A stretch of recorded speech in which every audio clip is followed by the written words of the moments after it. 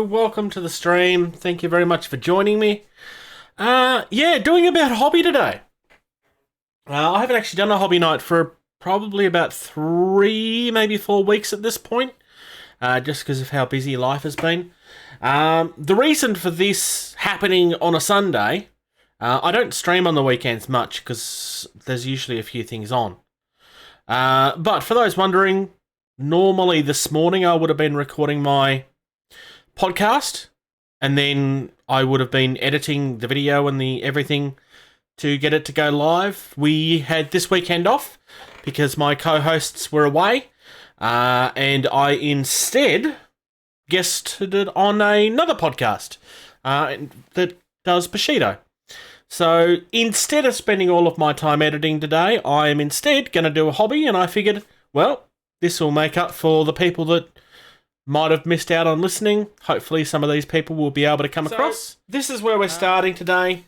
This is a Pacific hut made by Knights of Dice. This is a terrain company based in Australia, Melbourne specifically. I've actually bought quite a few things from these guys. I'm a big fan of their work. Hi Viv, if you ever happen to come across this. Big fan. I've got 3 that I've built already. This will be... actually, come to think of it. How am I up to number 5? That's why I'm up to number 5. Because I grabbed the wrong one.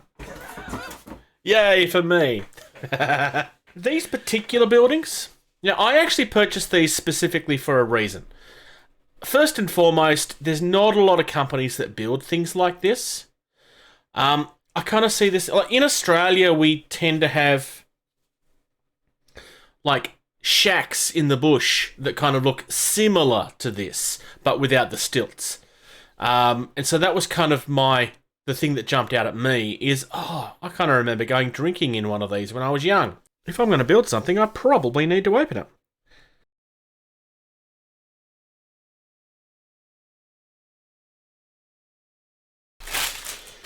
Most of this is built from about 3mm stock, and I'm building this specifically as they are designed because I want these roofs to be removable.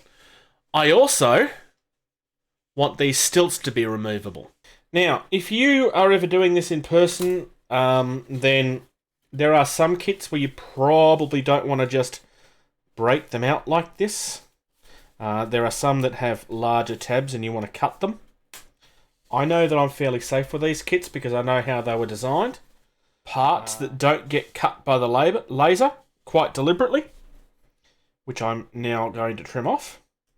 And that's what holds the pieces in and stops everything just, falling through. You do have a couple of different ways that you can build kits like this. Obviously, you have super glue. I prefer to use PVA because it's better. The problem with PVA is that you have to wait for things to dry.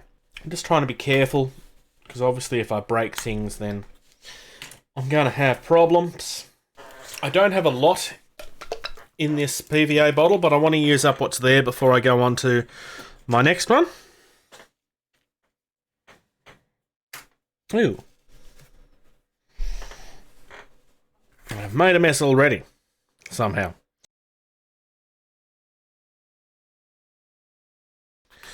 Do that to begin with, and then get the PVA off my finger. There's tabs on these 3, and then these are going to just sit flat on the base.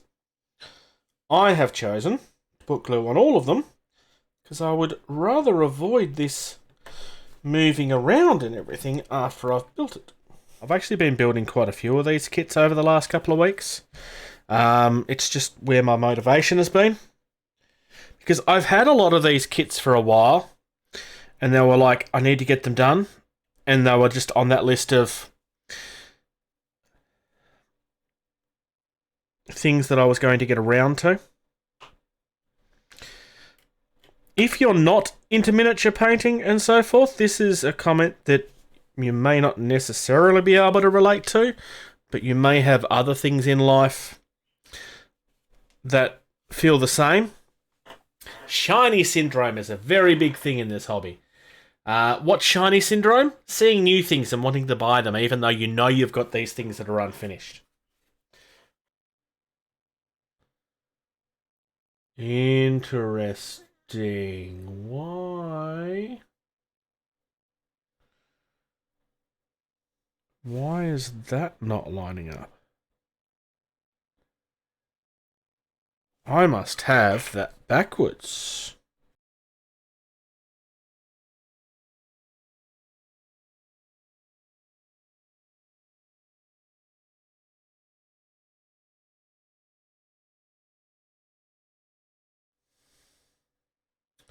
Now that lines up.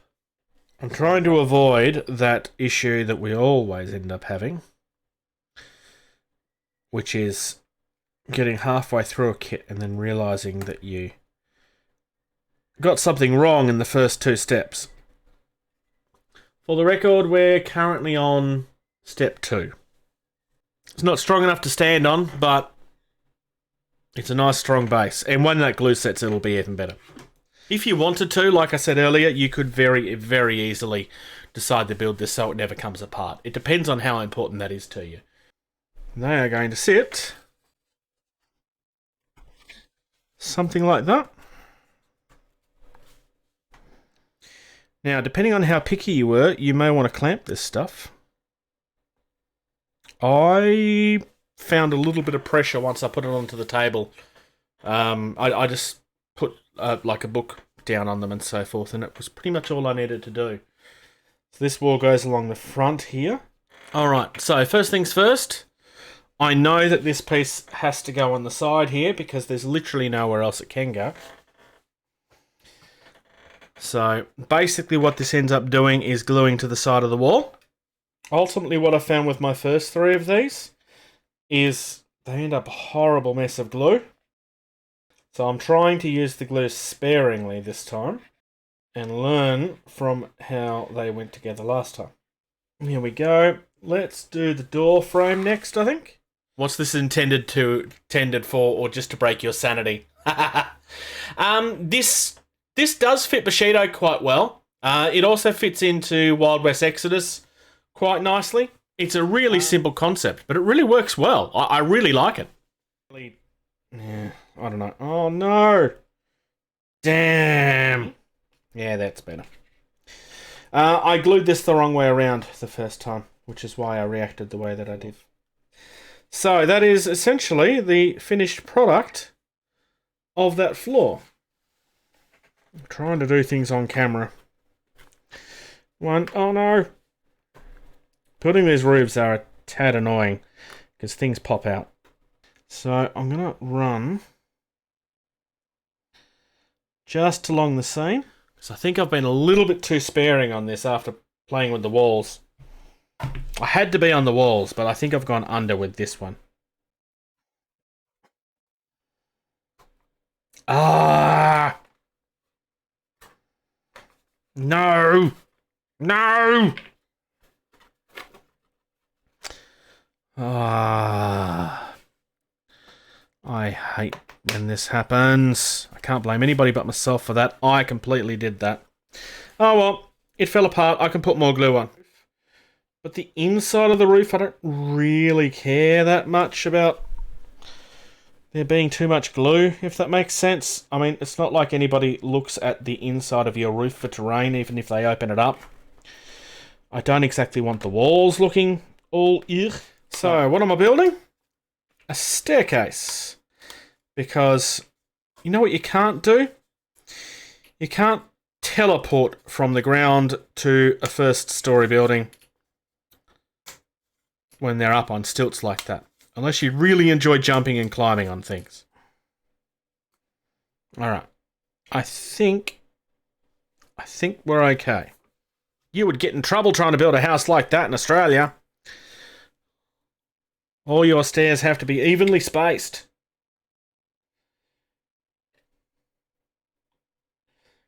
As much as I mock it, I actually do understand why. But trust me, I've heard a lot of rants over the years about how dumb that apparently is. Even though it actually is there for a very specific reason. The annoying part for homeowners, though, is those that want to have a very large step at the top for people to stand on while they're doing the door. So, like, this last step would actually go in quite a bit. And technically, you're not allowed to do that anymore. Depending on how people want to argue it. If you get the wrong person, then they will argue that it is a stair and therefore must be the same size as all of the others. And others will go, well, actually, no, that's not a stair, it's a platform. But basically, you're fighting a losing battle. I'm not going to leave this like this, but just to give you an idea of the final look, I'm going to gently put that there.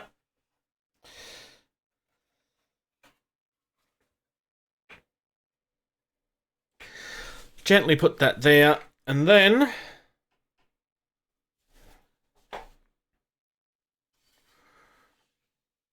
this is our final hut.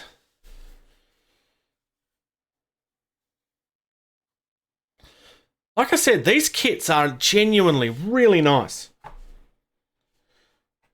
And then hypothetically, if you wanted it to just be flat on the ground, you take away the platform, you still put the roof on, and it looks like a bush shack.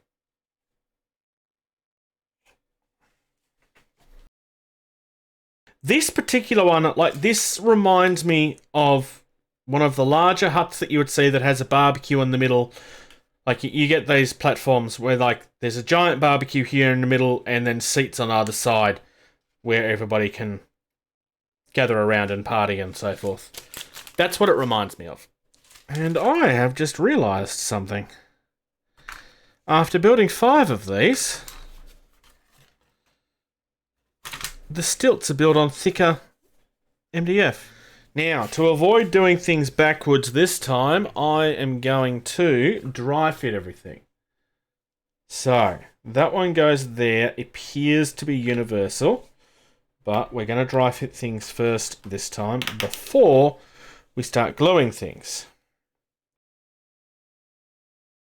And for those that are noticing what I'm noticing, you'll have the chance to laugh at me, because this time I get to build 2 staircases. Oh no, 3 staircases. Yay! So that's how it's going to go.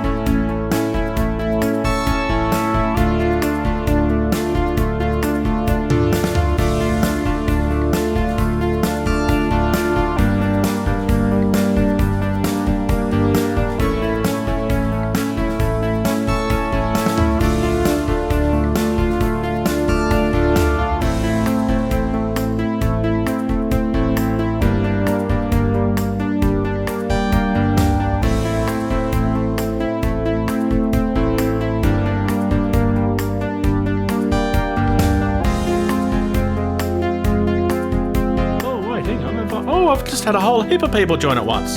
Hello and welcome to the stream.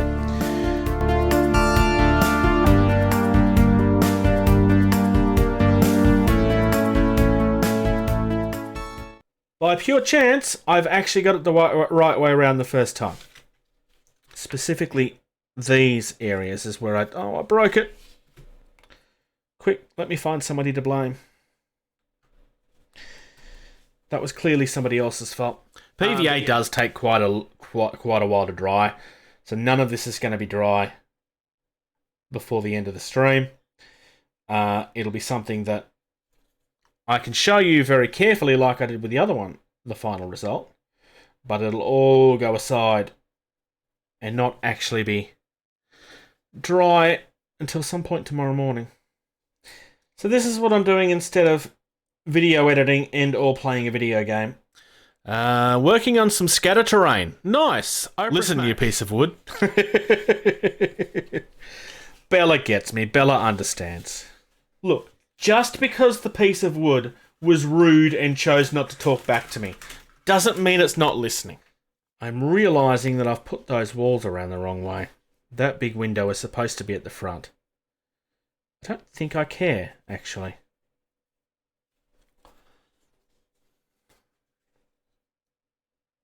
I don't think it looks terrible. I mean, clearly the sun is coming from this direction. That's why all of the big windows are at the back. Because that way you get the morning sun, which is clearly coming from this side of the house. And I'm just going to continue nodding, and I'm going to start gluing stuff, and it doesn't matter. This, of course, is where somebody's going to jump in the comments and start trolling me for having gotten the instructions wrong, when I went around and specifically made sure that I didn't get the instructions wrong.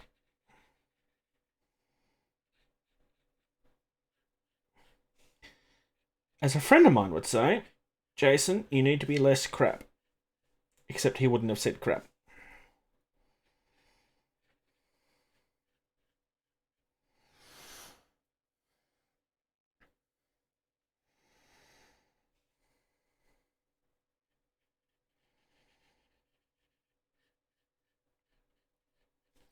Colouring in, colouring in. Ah!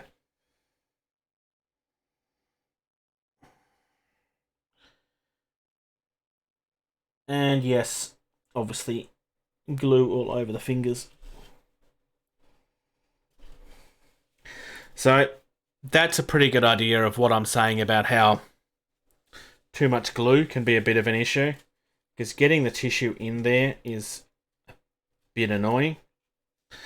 The good thing I like about this particular kit is those outer walls will actually help keep everything in place to some extent. I have purchased a whole heap, well, a decent amount of Eldar, which is like elves but in space for the people that are not hobby people. And my plan, which the non-people may smile about, is I want to paint them up, not to look exactly the same, but to at least remind me of the Eldar army that Robin Williams used to own. And yes, I do mean that Robin Williams. With strangers. It was just one of the things that he would do on his time off. Yeah, and this is going to be really, really simple. Because this is just 3 pieces. And so what I'm kind of realising is either I glue that on here and it becomes a permanent fixture, or it's the world's smallest piece of scatter terrain. And it just sits like that. I don't think that looks too bad. So this sits and actually covers over that hole, which is quite nice. So I'm not going to glue this. I'm going to glue around that. And you watch as it still manages to... Because that hole there is for the house to stick on. So I managed to do it without getting too much in the hole there. I'm going to build the steps at the end, because the steps annoy me. So you will get to laugh at me while I get miserable and frustrated. All right. So there's a little bit of a extra piece. I don't know how obvious it is on camera. That sticks down. That goes inside the building to hold the roof on. So building these kits is not super hard. There are some companies that don't make instructions very well. Thankfully, Knights of Dice is not one of those companies. But it's not, none of this is super hard. It's just, I mean, it's time consuming, obviously. But I don't know. It's just one of those things that you kind of need to be patient with. So the roof is mostly done. It's not finished. Because you'll notice there's holes here. There's little extra bits that come on this particular one.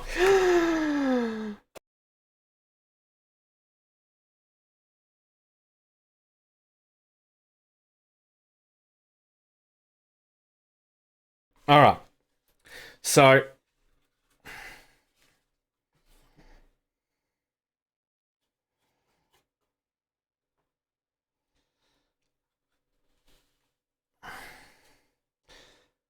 I haven't got it in there all the way, obviously. Oh, no, there we go. It is now. But again, I'm not going to keep it like that because I don't want to glue it together. Oh my goodness, I may actually have finished. With the exception of the stairs that I'm still going to get annoyed by. Alright, it's together. Now I'm not going to touch it. I'm going to leave it. Because if I touch it again, it'll fall apart again. And then I may actually say something that I get annoyed by. So we've also got this one. I'm not building all of these today. I'm just showing you what else comes in the range. This one is, I don't know, kind of looks like a shower hut type thing to me. This is another tall one, but it's a tall, small one.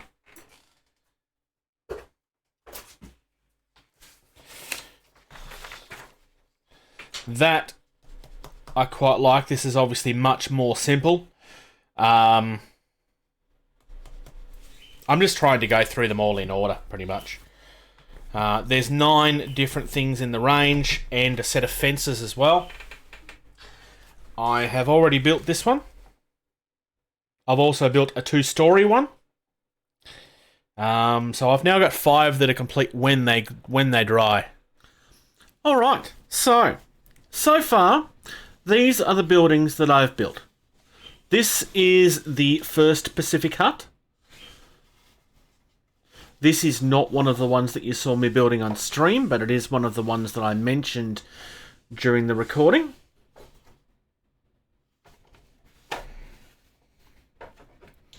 And the first thing that you will notice is I unfortunately made a mistake during the building of this. Now, my intention at this stage is to leave it, and I might cut these pieces. It kind of looks like somebody's like half closed the window. Like that is 100% an error that I have made. Because I guess I was rushing, I suppose. This smaller hut is the second one, and I built this on the first night that I did the one that I was just showing you. Thankfully, on this one, I learnt from my previous mistakes. Sort of. You can see I've made the same mistake on this wall that I did on the previous one I was showing you. So it's always a good thing to take your time on these and try not to rush things. Sometimes if you get overconfident, you can just go and glue things. And it's not until like the next day, because I haven't noticed this until the following day, because very clearly that's meant to surround that window and that's meant to surround that window. But at this stage, there's nothing I can do about it without ruining the kit entirely. I'm just going to live with this. It's a piece of terrain. It'll be fine. Alright, and here we have the 2-story house that I mentioned during that recording. So we're still not up to the ones that I was building there at this stage. So, once again, these roofs do come off. There's a nice veranda here that I really like, and you can actually see I've built these walls properly this time. I haven't gotten things back to front. I like the fact that this second story does have an entrance down to the bottom and they haven't just ignored it. I can then take that off, you get your staircase. I can take that off, you get the veranda out the front or the porch out the front. It's a really, really nice house. This is the centerpiece of the set. Alright, and here we have the 4th building. This is the first of the ones that I was building on the stream. This is potentially I think this might be my favourite of the set. It's not the centerpiece, but it might be my favourite. Mainly because there's something about this staircase being on the side that I really enjoy. I can't even really explain why. Take the roof off. Got nice open playing area. There's not really any furniture in here. You could furnish this if you wanted to. I don't think you really need to for tabletop games. Unless you've got a tabletop game that actually does incorporate them a little bit, there's probably no point. And again, if I want to, I can take that off.